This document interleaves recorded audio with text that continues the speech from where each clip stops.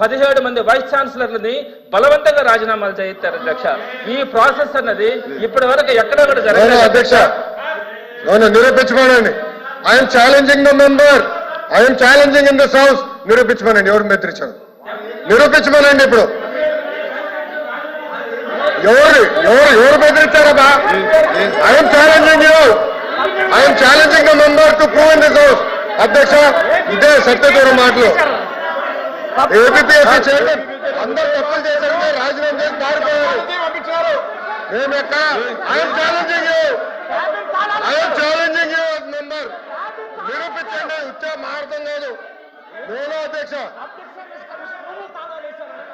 కూర్చోండి. నేను ఛాలెంజ్ చేస్తున్నా. నో అధ్యక్ష, గౌరవ సభ్యులు నేను ఛాలెంజ్ చేస్తా. నిరూపించాలి హౌస్ లో అధ్యక్ష. మీ ద్వారా challenging the member. This not correct. గతంలో ఏపీఎస్సీ చైర్మన్ రూమ్ కి తాళాలు వేశారు. కూర్చోండి. గతంలో ఏపీఎస్సీ చైర్మన్ రూమ్ లో రాని కూడా చేశారు. లోకేష్ గారు మాట్లాడుతున్నారు, మీరు కూర్చోండి. నేను నిరూపించాలి అధ్యక్ష. కూర్చోండి. చెప్పారు తోట త్రిమూర్తులు గారికి మీకు సెలెక్టివ్ హియరింగ్ అనుకుంటా. బెదిరించాం, భయపడిచ్చాం, బయటికి పంపించాను. I'm challenging you. I'm challenging you. I'm challenging you. ఆధారాలు పెట్టండి. హౌస్ లో ఆధారాలు పెట్టండి. I'm standing here. విద్యాశాఖ మంత్రిగా నేను నుంచి కూర్చోండి. ఆధారాలతో బయట పెట్టండి. మీలాగా ముఖ్యమంత్రి గారి ప్రోగ్రామ్ కి పిల్లలు మేము పంపించాం. కూర్చోండి. కూర్చోండి. కూర్చోండి. కూర్చోండి. ప్లీజ్ కూర్చోండి. నేను అధ్యక్ష అది విత్డ్రా చేయాలి అధ్యక్ష. మాట్లాడండి. కూర్చో. అది విత్డ్రా చేయాలి అధ్యక్ష. బెదిరించాం, భయపడిచ్చాం. కూర్చోండి. దయచేసి కూర్చోండి. ఎవరు భయపడిచ్చారు చెప్పాలి అధ్యక్ష. మీరు కూర్చోండి. మీరు గౌరవ సభ్యులు చెప్పాలి అధ్యక్ష. ఇది అన్ఫేర్. సత్యదూరం మాటలు అధ్యక్ష. ఇది ఇవన్నీ సత్యదూరం మాటలు చెప్పాలి అధ్యక్ష. 1 minute. ఒక్క నిమిషం. కూర్చోండి. కూర్చోండి. కూర్చోండి. దయచేసి కూర్చోండి. అందరూ కూర్చోండి. కూర్చోండి. మీరు అందరూ కూర్చోండి. మీరు కూర్చోండి.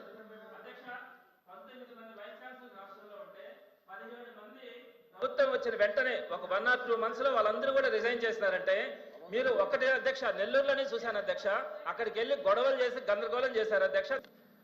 గత సంవత్సరం ఎన్నికలు జరిగినప్పుడు 5 yearsకి సంబంధించినటువంటి మ్యాండేట్ ఇచ్చారు. అంటే 2029 వరకు వారు అధికారంలో ఉండేదానికి అవకాశం ఉంది. అయితే ఈ గవర్నర్ ప్రసంగాన్ని కనుక మనం చదివితే గడిచిన 1 సంవత్సరంలో ఏం చేశాము, ఈ సంవత్సరం ఏం చేయబోతాము, రాబోయే 5 సంవత్సరాల్లో ఏం చేస్తామని చెప్తే బాగుండేది. కానీ దీంట్లో కంక్లూజన్గా ఎలా చెప్పారంటే 2047వ సంవత్సరంకి సంబంధించినటువంటి డేటాను పెట్టడం, ఇదంతా కూడా చాలా హాస్యాస్పదంగా ఉంది అధ్యక్ష. ఇది కానీ చదివితే 23 సంవత్సరాల తర్వాత ఏం జరగబోతా ఉంది అంటే, ఫర్ ఎగ్జాంపుల్ ఒక చిన్న మాట కూడా చెప్తా ఉన్నాను అధ్యక్ష. ఇప్పటిదాకా తలసరి ఆదాయం మనకి 77 సంవత్సరాల స్వాతంత్రం వచ్చిన తర్వాత తలసరి ఆదాయం 2.68 లక్షలు ఉంటే, ఇంకొక 23 సంవత్సరాల తర్వాత ఏకంగా 58 లక్షలు, అంటే ఎవ్రీ ఇయర్ 15% హైక్తో 58 లక్షలకి తీసుకెళ్తామని చెప్పడం అసలు ఊహించడానికి కూడా సాధ్యం కాదు అధ్యక్ష. అలానే మన జీడిపి అంటే మన రాష్ట్ర సంపద ఈ 77 సంవత్సరాలలో కేవలం 16 లక్షల కోట్ల సంపద మన దగ్గర ఉంటే, ఈ 23 సంవత్సరాల్లో ఇంకొక 23 సంవత్సరాలకి 308 లక్షల కోట్ల ఆర్థిక సంపదనని సృష్టిస్తామని చెప్పి 2047వ సంవత్సరం గురించి గవర్నర్ గారి దగ్గర చెప్పించడం అన్నది చాలా హాస్యాస్పదంగా ఉంది. ఎక్కడా కూడా ఇంత ఎవ్రీ ఇయర్ 15% హైక్ అన్నది అటు పర్ క్యాపిటల్ ఇన్కమ్ కానీ ఇటు జీడిపి కానీ ఇవన్నీ కూడా ఎవ్రీ ఇయర్ 15% హైక్ అన్నది అసలు సాధ్యం కానటువంటిది. అసలు దీని గురించి ఇక్కడ ప్రస్తావన ఎందుకు తీసుకురావాలా 2047 గురించి? అదేవిధంగా ఈ 15% హైక్ కనుక పాసిబుల్ అయితే పర్ క్యాపిటల్ ఎక్స్పెండిచర్ కానీ ఎవ్రీథింగ్ కూడా 15% ఎక్స్ట్రా ఉండాలా. అంటే ఇప్పుడు మనం సంక్షేమ పథకాలు ఇస్తా ఉన్నాం, 4,000 రూపాయలు పేదలకు ఇస్తా ఉన్నాం, దాన్ని కూడా ఎవ్రీ ఇయర్ మనం 15% పెంచి ఇవ్వగలమా? అలా పెంచి ఇవ్వాలంటే 5 సంవత్సరాలకి 8,000 ఇవ్వాలా? 2047కి వచ్చేటప్పటికి 99,000 రూపాయలు ఒక్కొక్కరికి పెన్షన్ ఇవ్వాల్సి వస్తుంది. ఈ 15% హైక్ అన్నది ఎవ్రీ ఇయర్ పాసిబుల్ అవుతుంది అని గవర్నర్ గారి దగ్గర చెప్పించడం అన్నది ఇది మాత్రం చాలా అభ్యంతరకరంగా ఉంది. అదేవిధంగా ఏదైతే వీళ్ళు హామీలు ఇచ్చారో అవి ఎక్కడ కూడా గవర్నర్ గారి ప్రసంగంలో కనిపించలా.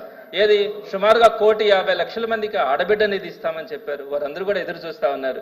అలానే ఉచిత బస్సు ప్రయాణం గురించి కానీ, 20 లక్షల మందికి ఇస్తామన్న నిరుద్యోగ భృతి గురించి కానీ, 52 లక్షల మంది రైతులకు సంబంధించిన అన్నదాతకి ఇవ్వాల్సినటువంటి 20,000 గురించి కానీ, 50 సంవత్సరాల పెన్షన్ గురించి కానీ, జాబ్ క్యాలెండర్ గురించి కానీ, 20 లక్షల ఉద్యోగాల గురించి కానీ, సిపిఎస్ రద్దు గురించి కానీ, పిఆర్సీని మంచిగా వేస్తామని చెప్పారు.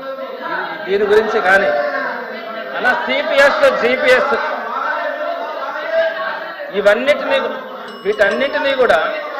వీటన్నిటినీ కూడా ఎక్కడ ప్రస్తావించకుండా ఈ గవర్నర్ అన్న సార్ వీళ్ళు మాట్లాడితే అన్న మీరు మాట్లాడితే పైకి వచ్చేస్తా ఉన్నారు. మాట్లాడిని అన్న మీరు చెప్పిన దీంట్లో చదవండి అన్న, నేను ఇస్తాను, మీ దగ్గర బుక్ ఇస్తానన్న,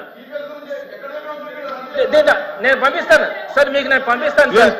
వాళ్ళు ఇచ్చినటువంటి మేనిఫెస్టోలో సిపిఎస్ గురించి దీంట్లో ఉంది సార్. సార్ దయచేసి నన్ను కొద్దిసేపు మాట్లాడింది అన్న సమాధానం చెప్తారు. అదేవిధంగా ప్రభుత్వం ఏర్పడిన తర్వాత మొట్టమొదటి సంతకం 16,347 మందికి సంబంధించి మెగా డిఎస్సి అన్నది ప్రకటించారు అధ్యక్ష.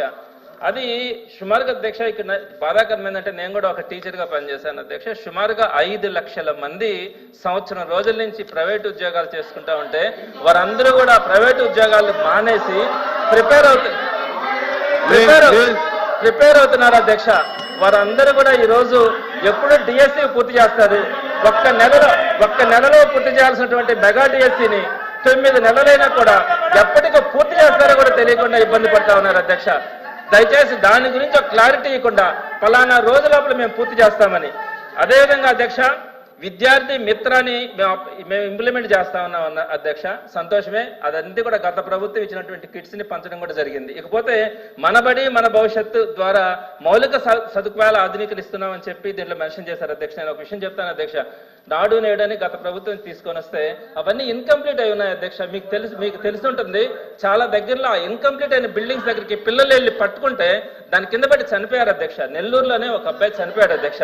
మరి ఇవన్నీ కూడా కంప్లీట్ చేయమని చెప్తామని ఏదైతే ఇప్పుడు మనబడి మన భవిష్యత్తు కింద పెండింగ్ లో ఉన్నటువంటి పనులన్నీ కూడా ఈ అకాడమిక్ ఇయర్ లో పూర్తి చేస్తామనే పదం కూడా చెప్పకుండా అవన్నీ కూడా మేము చేస్తా ఉన్నామని చెప్పడం. ఇంకొక విషయం అధ్యక్ష, 28వ పాయింట్లో 9 విశ్వవిద్యాలయాలకు వైస్ ఛాన్సలర్ నియమించామన్నారు అధ్యక్ష.